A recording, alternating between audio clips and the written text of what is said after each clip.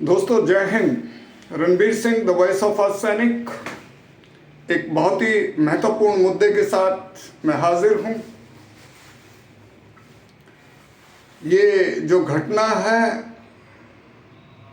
आप सुनेंगे तो आपके रोंगटे मतलब एकदम खड़े हो जाएंगे और आप दंग रह जाएंगे कि आखिर ऐसे भी कमान अधिकारी हैं क्या सीआरपीएफ, जहां हमने और आपने मैंने जहां 37.5 साल इस महान फोर्स को दिए। और घटना सुनिए आप, जो कि अभी ये एक चिट्ठी सोशल मीडिया में आई है, संज्ञान में आई है, तो मैं उसके कुछ जो जरूरी अंश हैं वो मैं आपको सुनाना चाहता हूं कि क्या ऐसा भी होता है क्या। वो बोलते हैं कि भी ऐसा क्या गुनाह किया कि लुट गए। हाँ, चैनल को जरूर सब्सक्राइब कीजिए, बटन दबाइए और जो है शेयर कीजिएगा। ये मेरी दुआ है आपसे। इतना भर तो सहयोग दे सकते हैं कि ताकि हर सिपाही के पास, हर पैरामिलिट्री के जवान के पास, उनके परिवारों के पास ये वीडियो जरूर पहुंचे। ऐसी मैं आपसे दुआ करता हूँ। ये D69 है, डी कंपनी 69 बटालियन, जो कि मंत्री पोखरी में, इम्फाल मंत्री पोखरी में मैंने सेवा की। वहाँ से हम पानी लेके आते थे। कभी 1976-77 की बात है। उस टाइम मैं वहाँ इम्फाल में लामफिल में तैनात था खुद। ये घटना D69 की है, 69 बटालियन की, डी कंपनी की है। हवलदार होता है वहाँ पे। मैं उसका जो चिट्ठी है वो डिस्क्रिप्शन में मतलब इसी के साथ अटैच करूँगा, वीडियो के साथ। शायद हवलदार हैं, अपने हवलदार पद, एक जिम्मेदारी वाला पद। उसने कमान अधिकारी को 4 नवंबर 2024 को छुट्टी के लिए एप्लीकेशन दी, 30 दिन के लिए, कि साहब मुझे 30 दिन की छुट्टी दे दीजिए। 100 दिन नहीं मांग रहा, जैसा कि माननीय गृह मंत्री जी ने बोला कि 100 दिन देंगे। जवान के घर में हवलदार साहब एक जिम्मेदार पद पे बैठे हैं। हवलदार मेन रीड है इस महान फोर्स की। उसने फिर जो है 2 दिन बाद, 4 दिन बाद कंपनी कमांडर को टेलीफोन किया कि सर मेरी छुट्टी का क्या हुआ। ऐसे करते करते 11 दिन निकल गए। 11 दिन निकल गए दोस्तों। और 11 दिन के बाद 16 तारीख को उस हवलदार को चेतावनी पत्र थमा दिया गया। और उस चेतावनी पत्र में जो लिखा है ना, आप सोच के दंग रह जाओगे। उसने उसमें लिखा है कि क्यों आप डायरेक्ट बात किए अपनी छुट्टी के बारे में कंपनी कमांडर, जबकि सिपाही का और कंपनी कमांडर, कांस्टेबल और कंपनी कमांडर का नजदीकी रिश्ता है। वो डायरेक्ट बात करेगा। क्यों बात की? तुमने चेतावनी पत्र में लिखा, 16 तारीख को जो चेतावनी पत्र जारी हुआ, कि तुमने सीआरपीएफ की उच्च परंपराओं का उल्लंघन किया, कर्तव्यों का सर्वोच्च निर्वहन नहीं किया, बल्कि अनुशासन परंपरा को तोड़ा।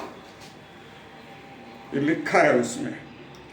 इस दुष्कार्य के लिए बल्कि नियम और अनुशासन के सख्त खिलाफ आपने काम किया है। और ऐसा प्रतीत होता है कि आप आदेश ना मानने के आदी हैं। आपने अपनी जिम्मेदारी के प्रति घोर लापरवाही की है।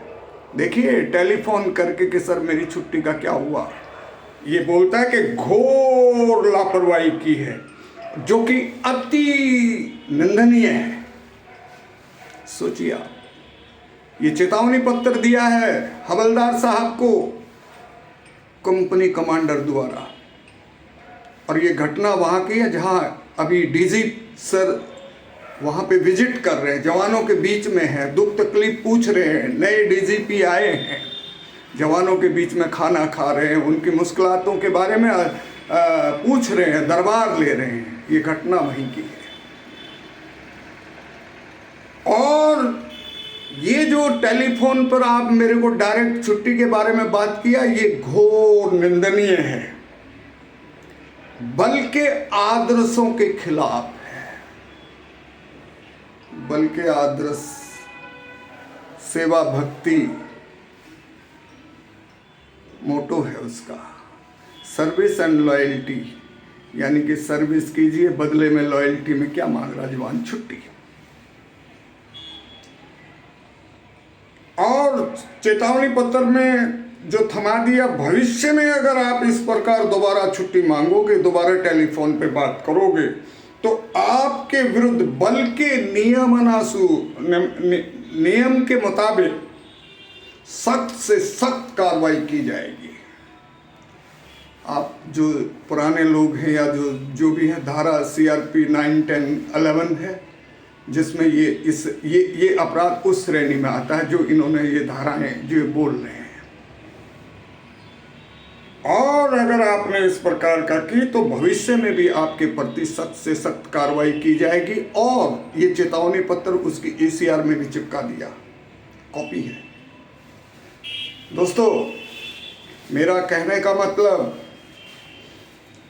इस प्रकार से जवान को, हवलदार को हरेस करना छुट्टी के बारे में, तभी तो अक्सर छुटपुट घटनाएं आपको आपसी शूट आउट और आत्महत्याओं की सुनने और देखने को मिलती है।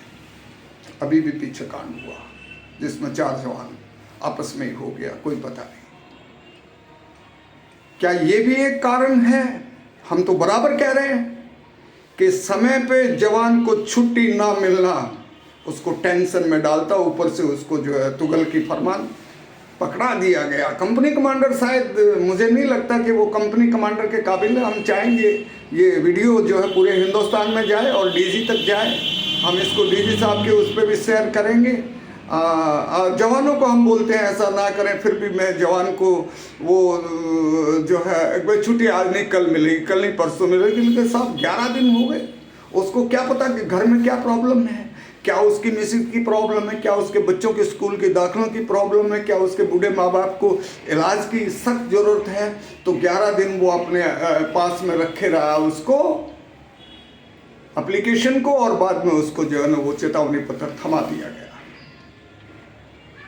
इस प्रकार के जो है मैं माननीय मेरे जितने भी कमान अधिकारी हैं, डिप्टी कमांडेंट है या कमान अधिकारी हैं, DSP हैं, असिस्टेंट कमांडेंट है, मैं उनसे भी निवेदन करूंगा और मैं कमांडेंट से भी निवेदन करूंगा कि इनकी क्लास लगाई जाए कि भाई ये इस तरह का तुगल की फरमान जारी ना करें जिससे जवान टेंशन में आए, मानसिक तनाव में आए। अरे साहब, वो अपनी छुट्टी मांग रहा है, दे दीजिए ना।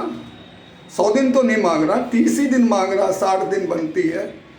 तो ये जो है मैं कमांडेंट महोदय को भी, जितने भी मेरी आवाज़ जहाँ तक ये वीडियो जाएगा, मैं उनको भी रिक्वेस्ट करूंगा कि वो अपने जो कंपनी कमांडर को, असिस्टेंट कमांडेंट को हिदायत दें कि जवान को जब भी छुट्टी, और वो कहाँ है, वो मंत्री पोखरी इम्फाल में विद्रोहियों के साथ जो हमारे ही लूटे गए हथियार, उनके खिलाफ वो वहाँ पे विद्रोहियों से लड़ रहा है। मैं तो यही कहूँगा कि उसको भगवान कंपनी कमांडर को सद्बुद्धि दे और इस तरह के तुगल की फरमान, उसने कोई ड्यूटी में जाने से मना किया? क्या उसकी वर्दी गंदी थी? क्या उसने बदतमीजी की? क्या उसने सिविल पब्लिक के साथ ठीक काम नहीं किया? क्या उसने कोई मतलब किडनैप कर लिया, बलात्कार कर लिया? अरे ये धाराएं तो सब उसकी हैं। जवान का अधिकार है कि वो मोबाइल आज जो है आप प्रधानमंत्री कार्यालय में डायरेक्ट बात कीजिए, राष्ट्रपति भवन में बात कीजिए, गवर्नर हाउस में बात कीजिए। वो अपनी कंपनी कमांडर से बात क्यों नहीं कर सकता?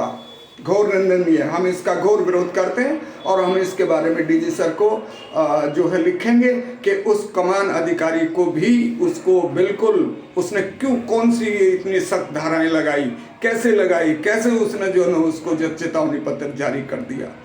दोस्तों अच्छे से रहिए, डिसिप्लिन से रहिए। हमारा मकसद इसका वीडियो का ये नहीं है, हम जवानों को ही बोलते हैं छुट्टी आज नहीं कल मिलेगी।